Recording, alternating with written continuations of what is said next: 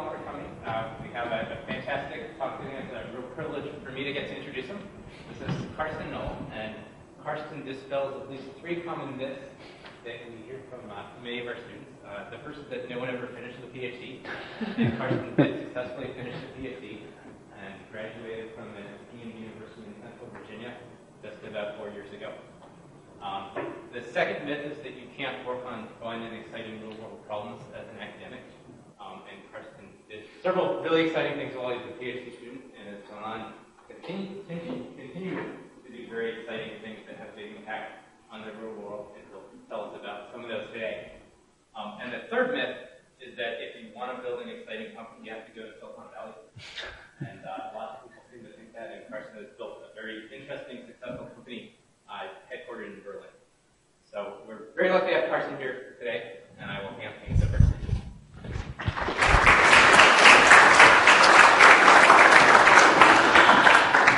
Thanks a lot. Do I actually need this? Probably for the recording, right? All right. It's an honor to be back. Been out of school for about as long as I was in school. I've never actually left the research field, but I want to take this opportunity today to reflect back on 2 different perspectives I gained on security research. One from inside academia, one from the laboratory. It's a little loud, huh? Yeah.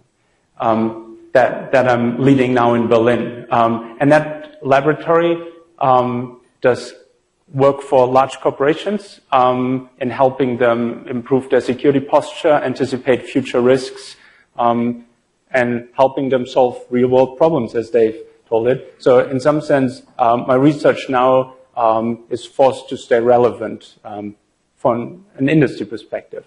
And I want to go through a couple of examples to explain the difference of these 2 views, at least how I perceive them, and perhaps then answer a question that a lot of researchers do have about the security research, and that is, once you have shown a vulnerability, why does it not go away? Why does industry not quickly move to take all that knowledge you created for them for free and change their systems so they don't have that bug anymore in their software, or don't use that bad cryptography anymore in their hardware? I'd like to briefly introduce kind of a thought framework, no mass, nothing like that, just something to guide the discussion, and then go through 4 different technologies in 2 different technology fields to illustrate the point that I'm trying to make. The different perspective that I see with researchers versus industry is a discussion of what is a risk. It seems that for an academic, it's pretty clear that when you looked at a security system and one of the security mechanisms in that system don't work out the way they should be, that already is a risk. Industry looks at it a little different. They ask, what's going to cause us damage, and how likely is it that it's going to cause damage? So they don't approach it necessarily from the technology, but rather from the outcome of what would happen when a technology breaks. And that's a framework that they successfully introduce and successfully use in business continuity management, safety versus security, and for modeling things like weather, right? Snowstorms, floods. So the probabilities that they put into their models, and these are always gigantic Excel sheets. If you've ever worked with industry, you've seen these terrible Excel sheets. The probabilities that they throw in are often derived from historic numbers. Right? For a snowstorm, it's pretty straightforward to derive the probability of future snowstorms based on past snowstorms in your location, leaving global warming aside, perhaps. There's a reasonable expectation that you can predict the future. Right? For hacking, that's not the case. Most likely, the next really big hacking attack will be one that has never been there before, a 0 day, right? And the one after that again, and the one after that again. It's always something new, and it's something where history does not repeat itself. Right? Does repeat itself that people don't learn from past attacks where to look for the next ones, but it's not that the exact same thing is going to cause damage more than once, right? And so in our work, we need to bridge these two. We want to relate technical vulnerabilities to those people who want to prevent damage from their companies. And we do that by introducing a third perspective, and that is the one of the entity causing the damage, right? A technical vulnerability isn't going to exploit itself. There must be some determined adversary to say, I want to break something, and it better make me some money, otherwise I'm not going to do it. Otherwise I'm going to look for the next vulnerability that actually does carry an incentive that I care about, right? And only when these three views then come together, when there's somebody who's interested in breaking something, stealing something, right? And secondly, somebody found a technical vulnerability. This could be an academic, for instance. And thirdly, the company affected by this suffers damage through it being exploited, right? And they themselves consider that damage. May not be, leaking of private information about their customers. That's not considered damage to a lot of companies. It's more along the lines of being sued for it and suffering financial damage. Right? Only when these three things come together, then we have a real-world risk, and the world seems to work okay in mitigating risk. So once everybody agrees that the risk is there, they seem to be ready to move past it and fix things. Right? And I want to illustrate with a couple of examples from my own research how we missed that point over and over again, and how we focused on a technical vulnerability and failed to explain things in terms of risks that people actually care about and want to prevent. And I first want to take two examples from the area of RFID chips and start with the one that I started with as my first hacking project back when I was still at UVA. In fact, motivated through taking Mercer's VLSI class back then. We wanted to understand how an RFID chip that had already been sold a couple of billion times worked. And there was no documentation or any piece of software you could look at to understand how it worked. All that was out there was the chip itself. Tiny chip with even tinier structures in it. So we got hold of a couple of these chips, and we did a cutout here to look at the structure. So you see these structures, right? And to me, as somebody was no chip design background up until this point, I had no use of these structures. But then taking Mercer's class, I learned how people etch away and deposit material on silicon surfaces to create functionality. And knowing how somebody does it constructively, of course, you can go the opposite direction, take pictures of all these different structures, and then infer from these pictures what somebody had meant as functionality. Back then, we were juggling with a lot of data in MATLAB and created scripts. Since then, this process has been automated with an open source software we created, dgate. And that software helps you find instances of what they call logic cells and then identify the connections between these different logic cells. So it's what the algorithm does to trace and route. Once you give it an algorithmic description, you do that the reverse. You first see where it placed something and what it routed in between those things to then ultimately output a circuit diagram. So basically an assembly language level description of the algorithm, but with much more parallelism than you'd be used in software assembly, right? Hardware, everything goes on at the same time. But basically, it's connecting different assembly level instructions through control flows, through different control flows. And from this, you infer the functionality, right? In the case of this RFID tag, it was a stream cipher, 48-bit cipher, that we could pretty quickly show was cryptographically broken. Right? It didn't follow principles like algebraic complexity and these things. And we got a nice paper out of it, and on top of that, some good press, because we broke the cryptographic cipher of a thing that was out there in billions of copies. Right? And quickly we found ourselves in this press argument with NXP, the manufacturer, them saying, well, of course you broke something about it, but that doesn't create a risk for our customers. That's not a real world risk. Right? And in the end, they were right. So we broke a fragment of the security system that would allow us to take an RFID card, bring it to the reading device, intercept the communication between the RFID card and the reading device, and then infer enough information to create a copy of the RFID card. Right? So basically, you can copy your own bus ticket. Right? That's what this was as a real world risk. What you couldn't be doing was to do this to other people's cards, which would be the actual risk, sitting next to somebody during a talk and copy the access badge. Up until another research group, some guys in Holland, looked at it a little closer and found a second insecurity in it, right? One that got much less publicity, but the one that actually made the difference. So the reason why the protocol isn't actually breakable with just an RFID card should be, at least it was from our perception, that the card first needs to be unlocked. So this RFID card doesn't speak to you at all unless you can supply it with a random number and the encryption of that random number. Something that only the legitimate reading device can produce.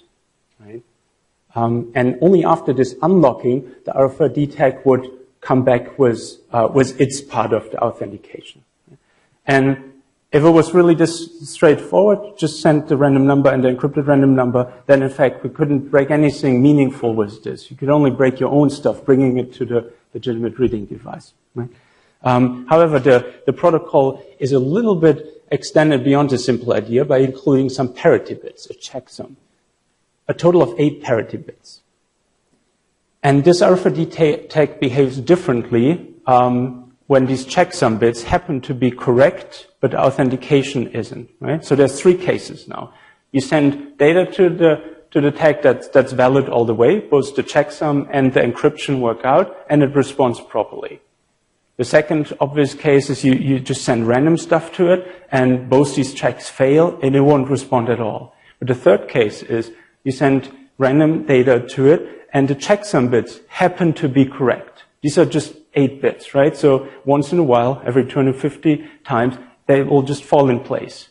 Right? And then it responds with an error message saying your authentication was wrong, right? Suggesting that the check bits actually were correct. So they created this oracle that would tell you when 8 of your bits happen to be correctly encrypted, those 8 checksum bits, it would respond with another 4 bits of encrypted text. So once in 250 attempts, you got 12 key bits leaked, right? And that was enough to then create an attack just sitting next to somebody copying their cards, right? Even from a distance. So the first research result, the one that got all the press, and that if you Google for it today, you see this card is absolutely broken. That didn't actually do it, right? What created the risk, the real world risk, was this second vulnerability on the protocol level that now allow you to copy other people's cards, right?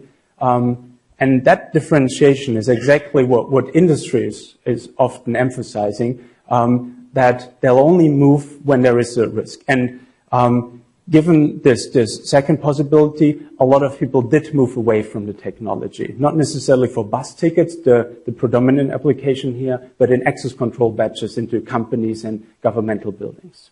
Right?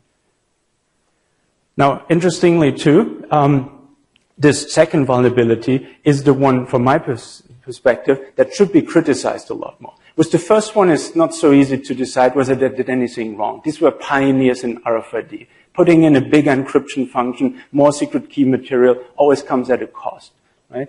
More expensive chip, maybe shorter reading distance, so it's a trade-off. Whereas the second one, just clearly wrong. Do not encrypt parity bits, right? Do not encrypt error messages. Don't have different error cases. All that is bad protocol design. And doing it right comes at no cost.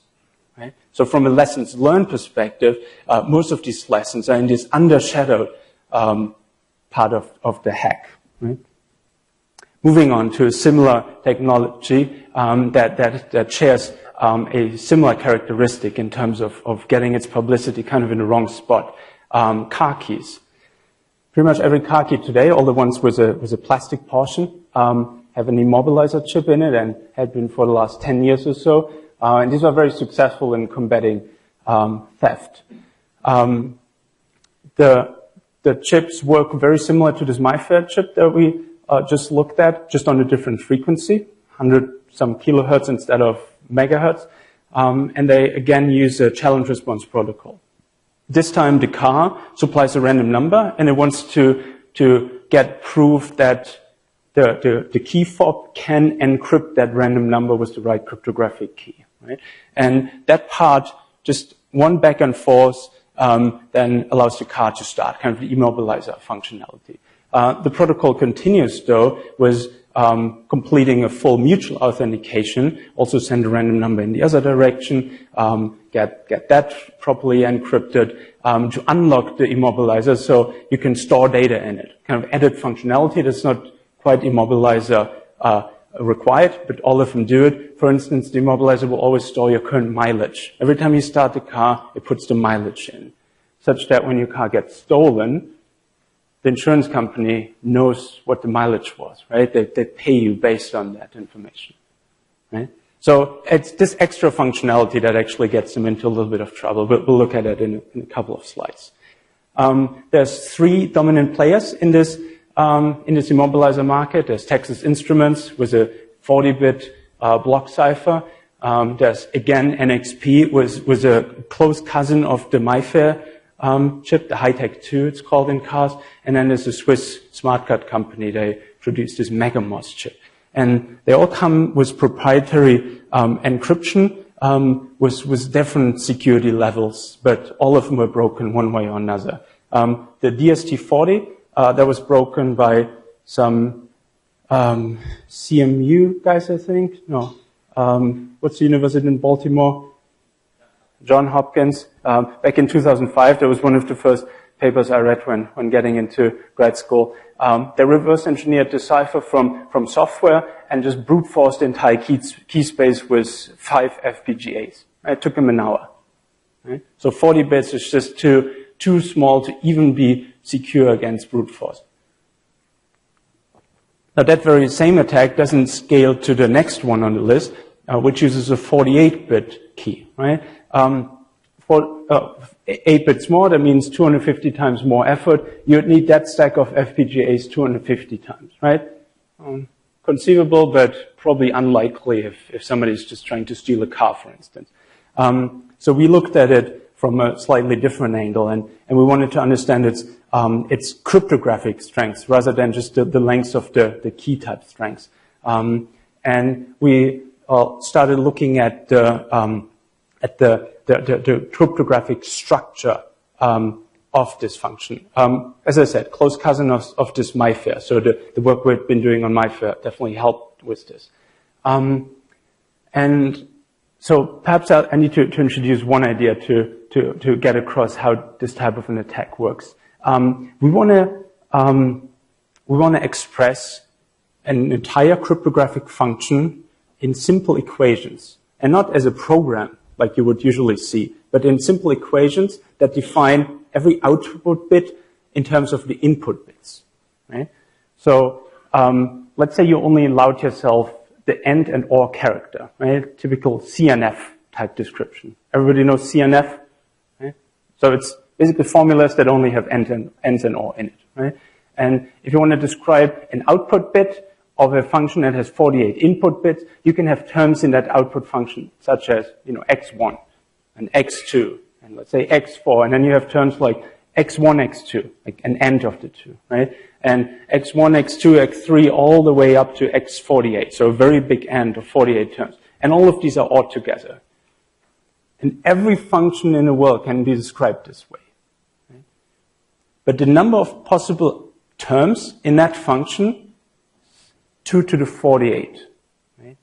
So even writing it down, if it really makes use of that potential, is as much work as a full brute force search, right? 2 to the 48, that's exactly the brute force complexity. So if the function made good use of its CNF potential, then it's worthless even trying to write it out. It's too much work.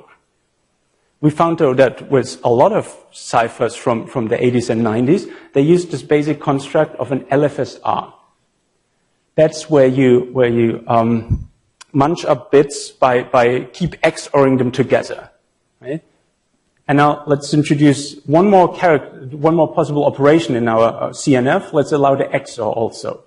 Okay? And if you allow the XOR and you have this type of a function, then the possible number of output terms is bound to 48. Okay? You cannot XOR something into a list of 48 without canceling something that's already in the out. Right?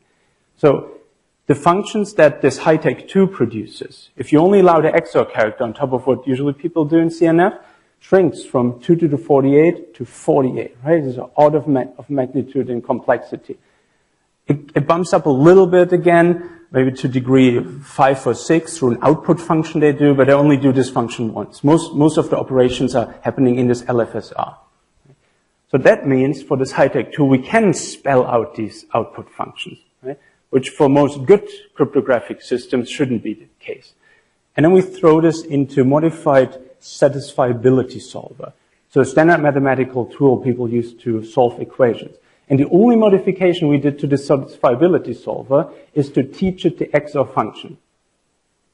Right? It was research I still did here, but then I guess it got published a little later at the SAT conference. So there's a whole community about the satisfiability solvers.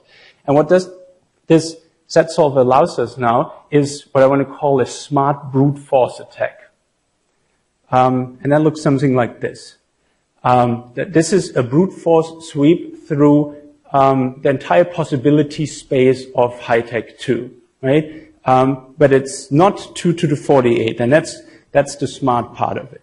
So this is how the SAT solver solves these equations. It randomly picks a variable and guesses it to one of the possible values, right? It takes, okay, x1 is 0.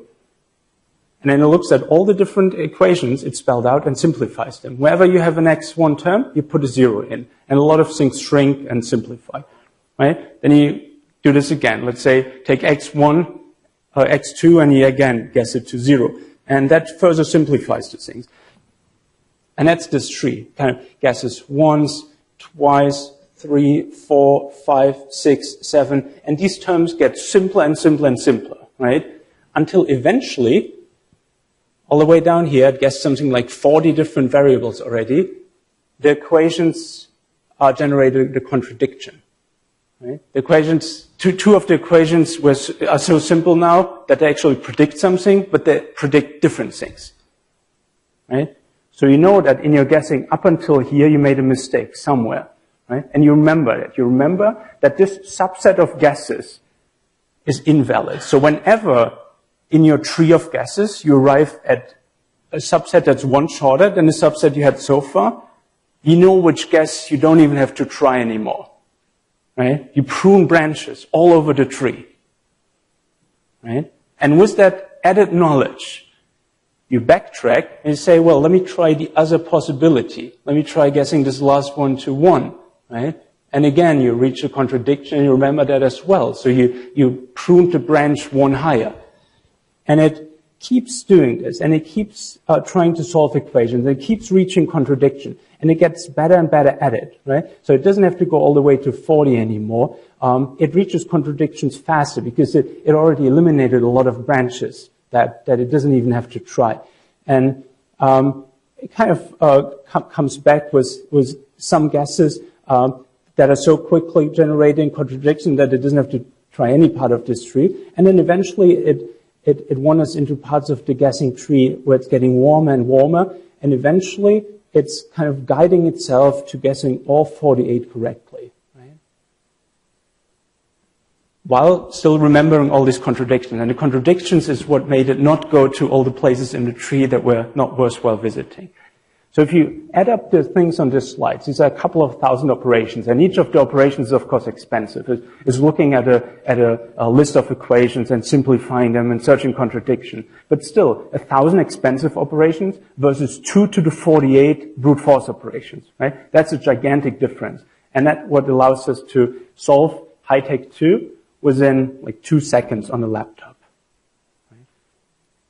So again, we got a paper in, and there were actually 3 or 4 follow-up papers that also broke this using different methods, FPGAs and all. So there's a total of maybe 5 papers that all say we can steal cars, right?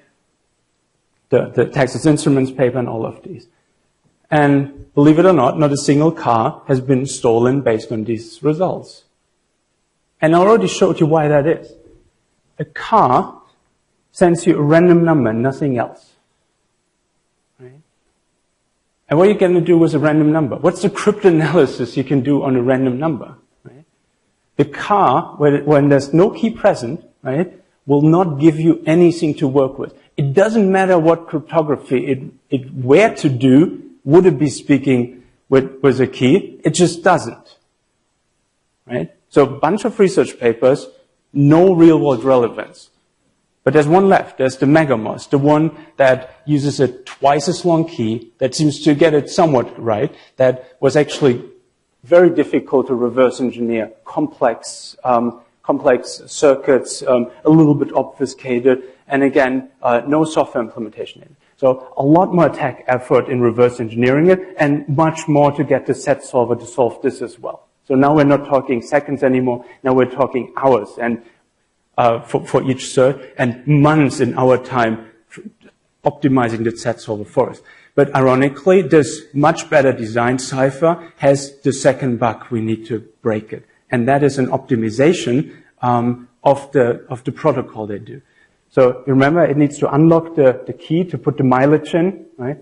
They optimized this into a 2-way handshake instead of a 3-way handshake. So instead of just sending a random number, the car also does its share of the authentication along with it. So if there's no key present, the car will still provide cryptanalyzable data. Right? And even though this one is much, much harder to break cryptoanalytically, it's the only one worth trying. Right? And that's that second bug again that was absolutely unnecessary. Right? The one where there's no trade-off. The one that's just a stupid design mistake. Right? So again, lots of press on research that didn't do anything to steal cars.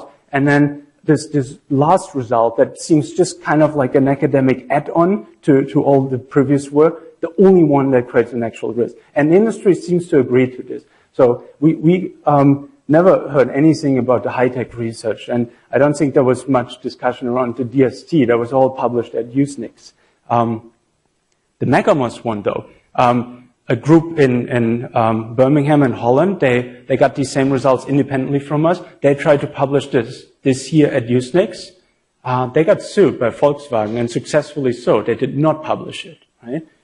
So there's much better security system where they said we have an attack that can break a key within 2 days, right? What a patient car thief. That attack was the only one where a car manufacturer moved to prevent its publication. Right? So somehow they seem to actually think in terms of risk and not vulnerability, and they identified the risk on top of the vulnerability, right? Because there's incentive, clearly. The incentive is there across all the different car mobilizers. Stealing cars is good money. But the actual risk, the probability that this happens on high-tech and DST is 0. It's technologically prevented. It only gives you random numbers. Okay? I guess I emphasized that point enough. Moving on to a couple of examples around smartphones. Or before that, any questions so far? I'm going to switch gears a little bit now to different technologies. Any complaints? Okay. So, cell phones then. About half of the world's calls, a little fewer in the US because Sprint and Verizon didn't actually have this technology, are today still using GSM networks. So even where 3G and 4G are put in place, these GSM, 2G frequencies, they're just available. And since there's a frequency shortage, of course, they're also being used. So half of the world's calls still use 64-bit cryptography, and most often the A51 algorithm. And this is an algorithm that's used to encrypt data over the air. And it uses keys that are just computed for one transaction. They're coming out of a somewhat elegant key setup system where the SIM card, well, let's talk about SIM cards in a couple of minutes, the SIM card produces a new session key every time, right? And it creates an interesting challenge. Just breaking a 64-bit key, that's no problem. You brute force that, and on an FPGA cluster, you're done in a couple of weeks, right? But breaking a 64-bit key for every new phone call you want to break, that's more challenging. And even more challenging in GSM, where you have to break it within a couple of seconds. Because the first thing they'll send encrypted is a frequency allocation, right? So they'll only tell you encrypted where the call will take place. And without that information, you can't record it for later decryption. I guess with expensive equipment, you can just record everything and then break the frequency allocation later and come back to it. But the challenge we wanted to solve is break a 64-bit key within seconds, right? As opposed to weeks on an FPGA cluster. And it turns out there's a generic tool that can do that. And that's called time-memory trade-offs, or sometimes rainbow tables. And the idea is as follows. You compute a data set in which you start with random values and treat all of them as cryptographic keys. And then you go through a function, and that is encrypt a message, always the same message, with this key. And the output looks different every time, of course, right? You encrypt the same message with different keys. You treat this one again as a key, the output, right? And encrypt again, and you start building a chain of, in our case, 1 million links. And of that chain, you store the first and the last element. And this is a generic tool for inverting a non-invertible function, right? And every well-designed encryption function, of course, is non-invertible unless you have the cryptographic key, which we don't in this case. That's exactly what we tried to find. So we store from this data set the first and the last column, okay? And now a message appears on the airwaves, right? Let's say this one, 2F06. We can't actually look that up, neither in this column nor this. We throw these middle ones away. But what we can do is look it up, verify that it's not in here, and then compute the function on it, right? As if it had been in this column. Compute the function on it, look up the result here, still not there. We compute it twice, we look it up, we find it. Right? Now we know in what chain it existed. Right? We start computing that chain again from the beginning. We find a key that produced that output. Right? That works for every possible key that went into the computation of this data set. So if this data set had full coverage in computing it, you don't actually need to store all of them. That would be hundreds of petabytes of data. It's enough to store some of them. Right? And what's the trade-off here? It's called the time-memory trade-off. The extreme points of the trade-off are, of course, brute force. We already know that. You don't store anything. You just try every key every time. The other extreme is very, very dense data set, just 2 columns. You basically store every key, right? That's hundreds of petabytes. And the trade-off point in between here is the one we chose 2 terabytes of data set and 1 million CPU operations, right? Because we need to do 1 million operations until we definitely recomputed the chain. And that's a fair trade-off. So 1 million, that's a second or so on a CPU, right? And 2 terabytes, that's super cheap hardware. Right? It doesn't work like this, though. There's two limitations why this basic idea doesn't work in real life. The first is collisions. So the data set becomes increasingly redundant because for a nonlinear function, 2 different inputs can result in the same output, and then the rest of the chain, of course, is the same. And if you compute this to any meaningful coverage, you'll end up only having redundancy, right? So it's hard to get this above 2 or 3% your data set in coverage. The other problem is hard disk lookups. 1 million CPU operations. That's much faster than verifying in your data set 1 million times that whether or not the value is there, right? That second one is solved super fast. Distinguished point is the technique that's called, by defining what an endpoint of the chain looks like, instead of defining how long the chain is. And this implicitly defines the average length of a chain. For instance, here we set the last 8 bits, I guess, to 0 as the distinguishing criteria. And so the average length of the chain is 2 to the 8 elements, right? So you still have to, if this is on average 1 million, you have to do 1 million computations to find the endpoint. But only then, once you did find it, do you do the lookup, right? So the hard disk bottleneck goes away. And the other one is solved through what's now giving it the name rainbow table, through introducing a coloration to your function in different columns. Right? So where on the first link we may compute the GSM A51 function, let's say XOR1, we do it XOR2 here, XOR3 and so forth. So it's slight variations on the functions that make it so that if you have the same value in 2 different parts of the table, the next value and the rest of the chain will be different again, right? So the redundancy goes down tremendously. In fact, if this is 1 million columns, it's only becoming a merger when the collision happens in the same column. So it goes down to 1 million. And that actually then makes it possible to compute the entire key space, the 2 to the 64, put it in a couple terabytes of storage, and look it up, in this case, in a couple of seconds. So there is a penalty here in terms of lookup time. So the trade-off here is actually, unlike the distinguished point one where you have to find an optimal point. And I'll leave it to you to figure out why this actually costs more lookup time than the original idea where we didn't have the colors.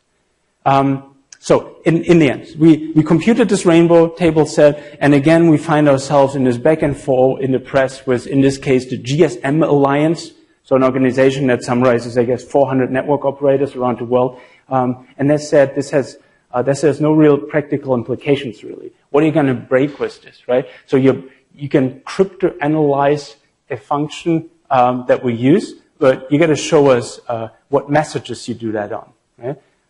Because I made a pretty big assumption when I explained how to compute this in the beginning. I said we'll encrypt the same message with all these different keys, right? What message is that?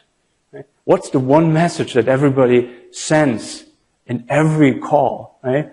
Why would you send that message, right? If we know that you'll send this when we intercept your phone call, don't you already know that? Doesn't the receiver already know that? Why do you send a message that everybody knows will be sent, right? Turns out about half of the messages in the GSM call setup are fully predictable. It's on a higher communication level, having a symmetric protocol, where the base station will say something like, hey phone, I have a channel allocation for you. And then the phone will say, okay, I have nothing to tell you, but it's my turn to speak now. And the base station will again say, well, let's switch on encryption. And the phone will say, okay, again, I have nothing to tell you. So the phone must respond. And if it has nothing to say, it will say that it has nothing to say. And that's a completely predictable message. Similarly, the base stations will twice a second say the identity. They'll say, I'm cell ID such and such, my neighbors are all of these. So unless you build up a new cell tower, that information doesn't change, right? But still, it wants to express that information twice a second, just in case the phone just then joins a transaction, right? So all of this is fully predictable, and that actually then breaks the protocol. Right?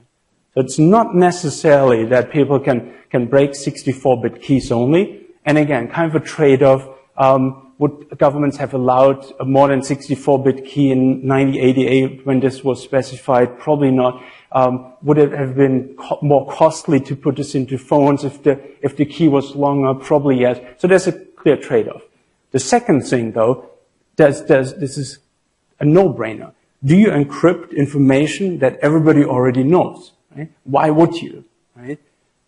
And again, industry seems to look at this similarly, that this is the much easier to solve. And all the efforts, since we released this data set publicly, actually, you can download these rainbow tables in 2008. All the efforts have gone into the second box. A53 is the current proposal for a better encryption function. And by current proposal, I mean 10 years ago, they specified this, and still networks haven't implemented it. And that still uses a 64-bit key. But it introduces a block cipher instead of a stream cipher, and that makes it 2 orders of magnitude more rainbow table resistant. Right? Maybe another thing to think about on your way home, why a block cipher is more resistant than a stream cipher. So that's the one thing they do. 2 orders of magnitude, that definitely helped. The other thing they do is make things less predictable. And that's super easy in GSM. You just throw in a random number in every message, right? So whenever you send something predictable, like, I'm this cell, these are my neighbors, you append a random number. And the encryption of that becomes completely different from the original encryption, right? So, again, kind of a lot of research focus on the cryptography, right? And the hard trade-off that, granted, governments in 1988 shouldn't have done to protect us in 2013 when the Cold War is over and all that, but they did. And there's good reasons why they did it, right? There's no good reasons why anybody would encrypt something predictable. Moving on to last example of current research. This is stuff we came out with this year. SIM cards.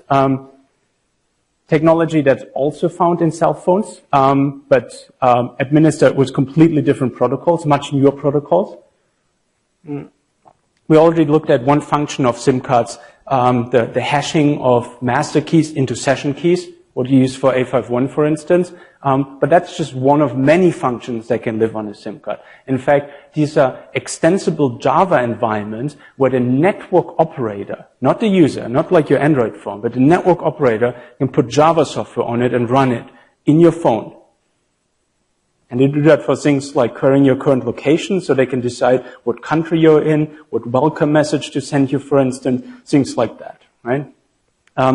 And there's a protocol that's shown on this slide that's used to securely update the Java on the SIM card. Right? It transports all data over SMS messages, but a kind of SMS that the phone directly hands to the SIM card instead of showing it to the user. So there's a header field that says this is for the SIM card. And those are secured using cryptographic signatures. There's a couple of choices. You can use DES, triple DES, or AES. Right? And it turns out about half of the world's SIM cards use the DES setting. Right? If they put it in the standard, it must be good enough. A lot of people probably thought. And in the beginning, it may even have been that some smart cards didn't support triple DES or not fast enough. So DES was kind of their default choice. And that default choice, of course, was outdated 10 years ago already, but it's kind of hard to change something like that once you made a decision because it doesn't get revisited by default. It did get revisited through this research, and the research found that, again, not only do they use an outdated encryption function, DES, but there's also a second bug. So the DES we can break with the rainbow tables I explained before. And I said block ciphers are 2 orders of magnitude harder to break than stream ciphers. This is a block cipher. But its key also is 2 orders of magnitude in complexity shorter, so it's about the same effort. 56-bit block cipher, again, a couple terabytes rainbow table, a few seconds, or in our case, I think a minute lookup time, right? But again, what do you do this lookup on? Where is the data you can use, right? Is it something you could passively intercept, just waiting at, let's say, an airport where a lot of people switch on their phones for the first time in a new country, so the phone then notifies the network through binary SMS. Is that how you do it? Or is there an easier way to get that data? And it turns out there is a much easier way. If I send a packet like this, a management packet, to your phone, and I wrongly sign it, the phone is not going to do the Java command.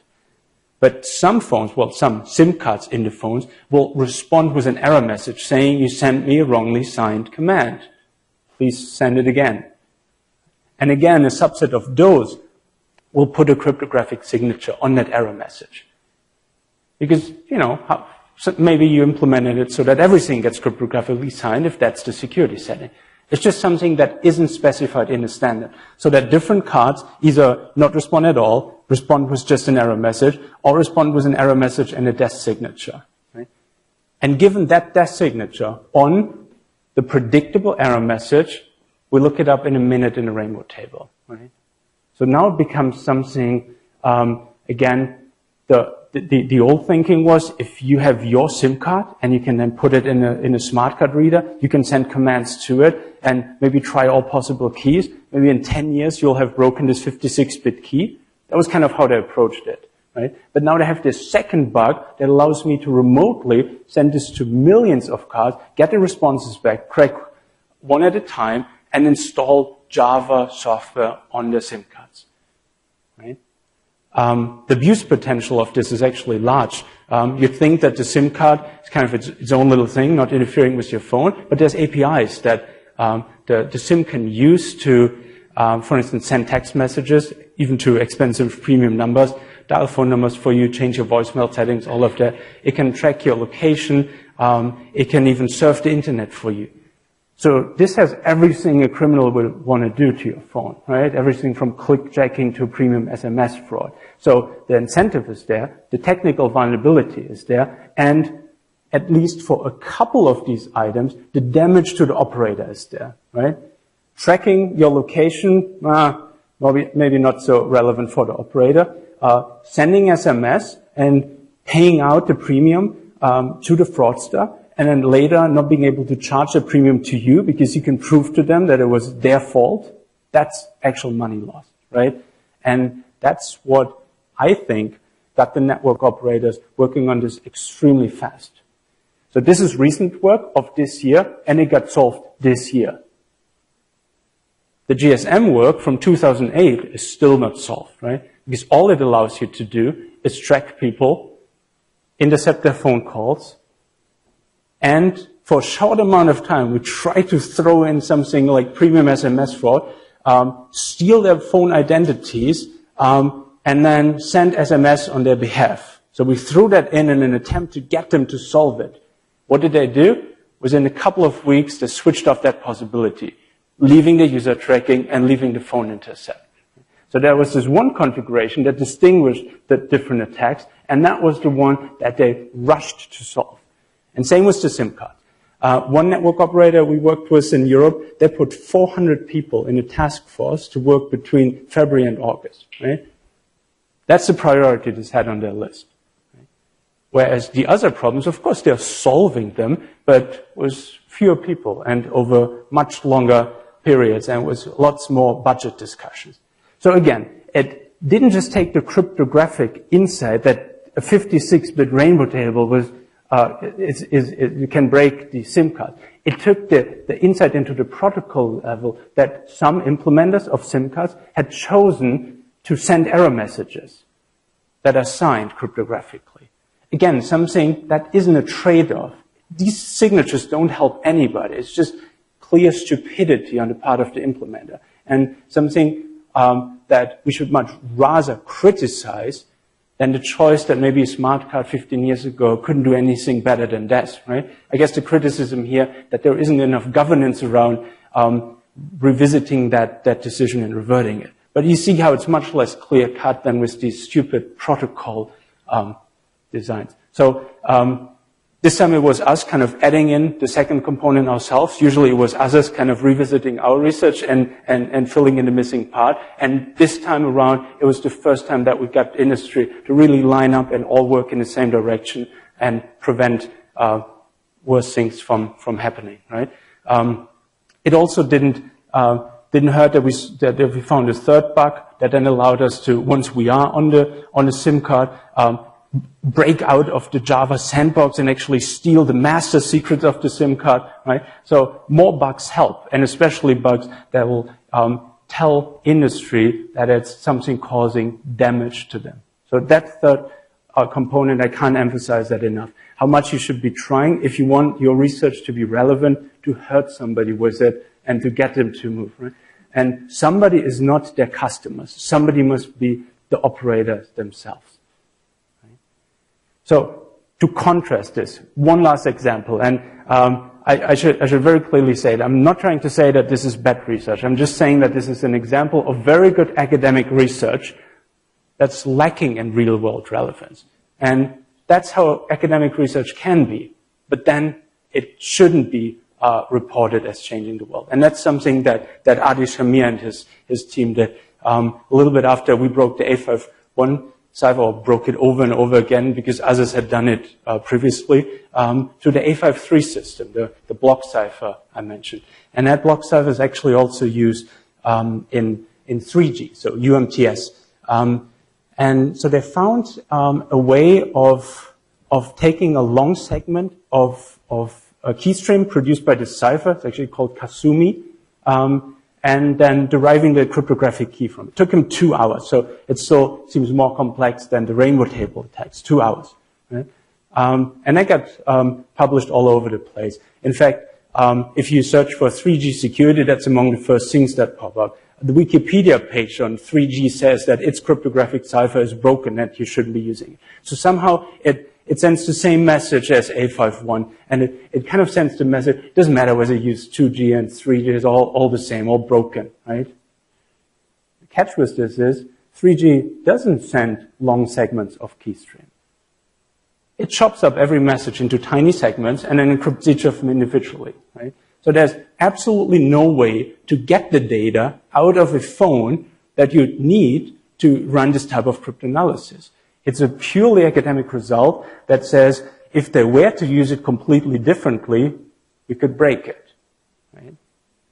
So somehow now the reporting on this hurts the perception. Right? It hurts that now everything is broken and it doesn't matter what we are using. Right?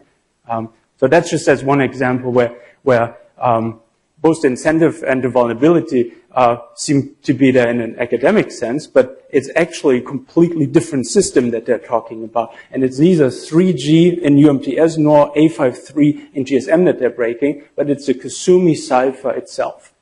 In fact, this paper is criticizing pretty drastically that the designers, they changed an earlier approach that then became Kasumi, and the earlier cipher, in fact an AES candidate, wasn't vulnerable to this attack, right? Spoke to the people that did that, and they very clearly stated that's because we tailored it to our use case. We don't need it to be resistant against very long-running plain text guessing attacks. We don't have very long-running plain text, right? And that tells me that, again, industry seems to be thinking along those lines, and at least in some instances, maybe more by accident than structure, put in several security barriers. But more often than not, they're missing the opportunity in the MIFARE chip, in the car immobilizers, in the one at least, in the GSM phones, to make the cryptography not exposed. Right? You can trust your cryptography, but assume it's going to be broken nonetheless and make it so that if that happens, it's still not exposed. Put in a second barrier. 3G seems to have that kind of by accident, right? Many other systems don't. And I hope with these examples I got the point across that a technical vulnerability alone and finding it, that's not going to change the world by itself. It takes the convincing of the people who would suffer damage that that's actually the case. And it definitely doesn't hurt being able to describe how somebody would extract real-world money from a vulnerability to emphasize the urgency of it being fixed. Right? And with that, thank you very much.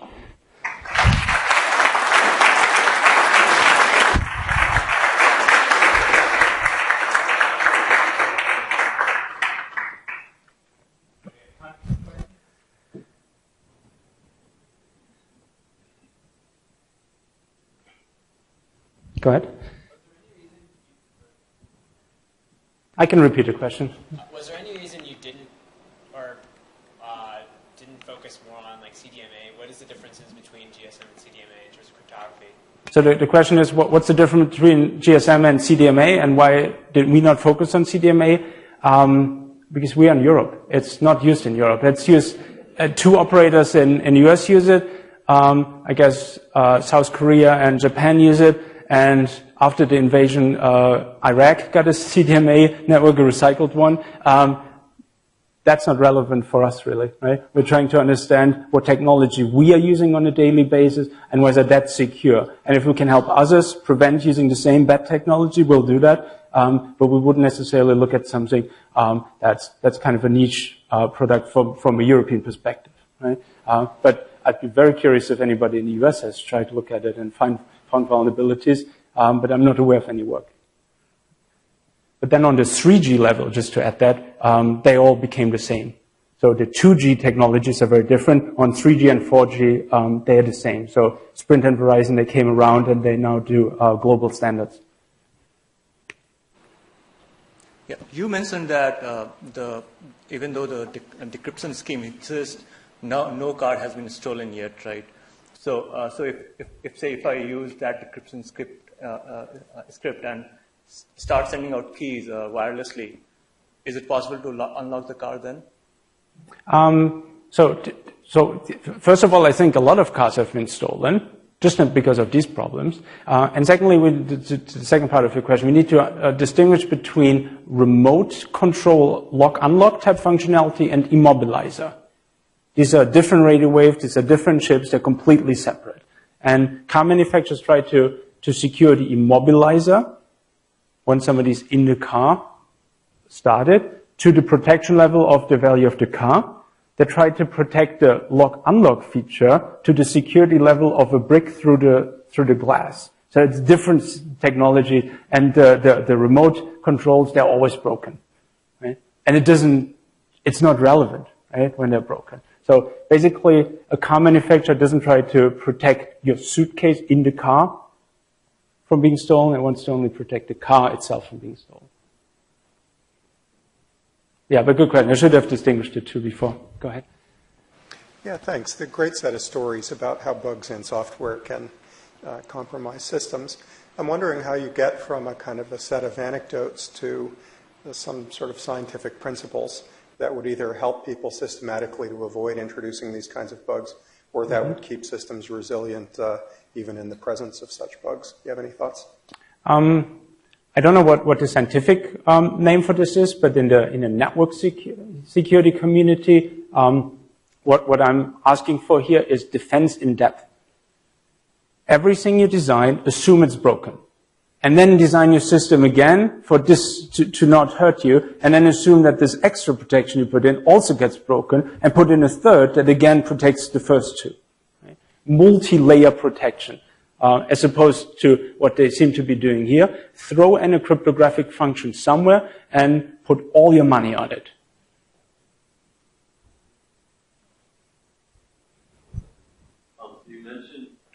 You mentioned that one paper that Volkswagen sort of sues them and prevents them from paper.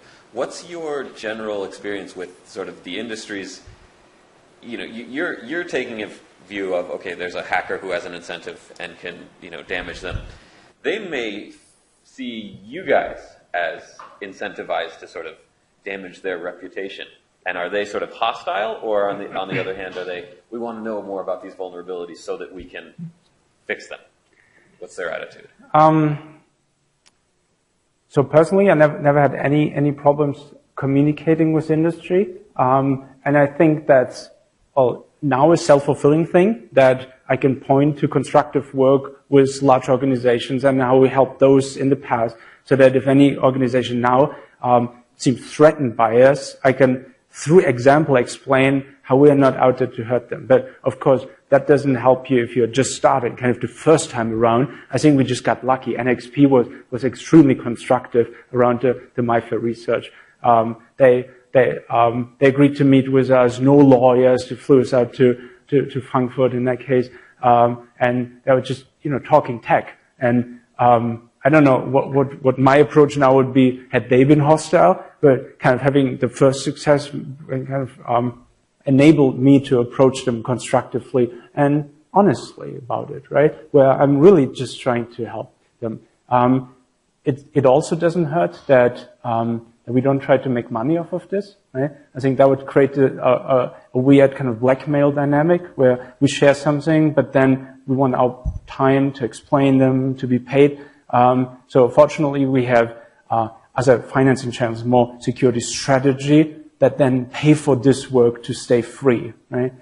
I guess most everybody wouldn't be in that luxury unless they're academics. So I guess you'd always be in a good position where you can say, I'm sharing the knowledge for free because that's my mission. That's what my state or whoever pays for my tuition wants. Right?